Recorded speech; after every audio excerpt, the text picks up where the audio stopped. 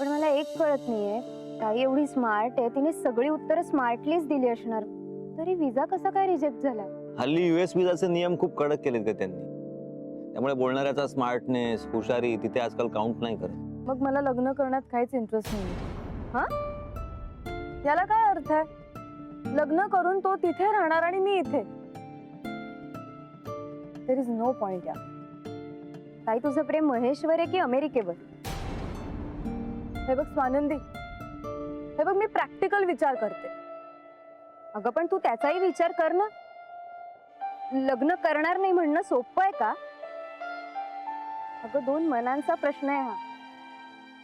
Come on यार स्वानंदी, मला ना तुझे असले फंडे शिकवू नको प्लीज. हे बघ ताई मला एवढंच सांग. एक मिनिट, तुम्ही दोघी कुठल्याही तात्विक चर्चा करू नका. आपण यातून काहीतरी मार्ग काढू. मार्ग आहे यार. ऑफकोर्स आहे. हे बघ, महेशने स्टुडंट विजासाठी अप्लाय केला. अशा केसमध्ये त्याच्याबरोबर कुणालाही जायची परवानगी नाही मिळत.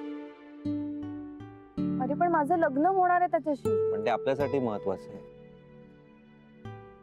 तू मला सांग, शिकणाऱ्या बरोबर त्याच्या बायकोचाही भार त्या देशाने का उचलावा? हे म्हणजे ना नॉनसेन्स आहे. यात काही अर्थ आहे का?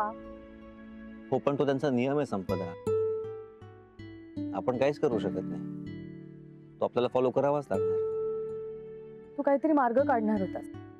हो सांगतो, ऐकून तर घ्या. मला असं वाटतं तू तिकडे ना एखाद्या जॉब साठी अप्लाय कर. तुला जॉब मिळाल्यावर तुला तिकडे वर्किंग विजा मिळेल. म्हणजे आता सगळं सुरुवातीपासून सुरू करायचं? त्यात केवढा वेळ जाईल माहितीये का तुला? अगं असं काय करतेस ताई? नाही म्हणजे त्याच्या सोबत कदाचित जाता येणार नाही तुला, पण 2 वर्ष इकडे वाट बघण्यापेक्षा 3-4 महिने लेट गेल्यावर केव्हाही चालेल ना. त्याची काही खात्री नाहीये ना. हे बघ, मला वाटतं हा एकच मार्ग आहे आणि हा प्रयत्न तू करावा. ठीक आहे, आता तुम्ही दोघं म्हणताय म्हणून मी हे करते.